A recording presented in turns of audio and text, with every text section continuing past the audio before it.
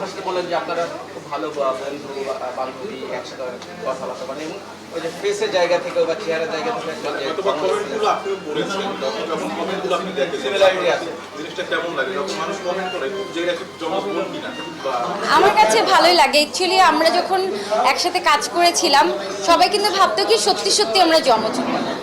তারপরে গিয়ে যখন দেখলো যে না ও অভিনেত্রী আমি অভিনেত্রী, পরে গিয়ে সবাই ক্লিয়ার হলো যে না আমরা দুইজন জমজ বোন না, আমরা জাস্ট অভিনয় করছি। কিন্তু অনেকেই ফার্স্টে বুঝেছিল যে আমরা মনে হয় সত্যিকারে জমজ বোন। আপু ঈদের কোনো ছবি দেখা হয়েছে কিনা? ঈদে ছবি দেখার এখন আমি সময় পাইনি। ঈদে আমি আমার ফ্যামিলি নিয়ে অনেক ব্যস্ত ছিলাম, নিজেকে নিয়ে অনেক ব্যস্ত ছিলাম।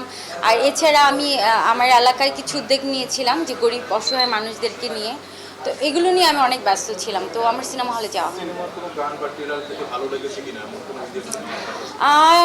রাজকুমার ছবির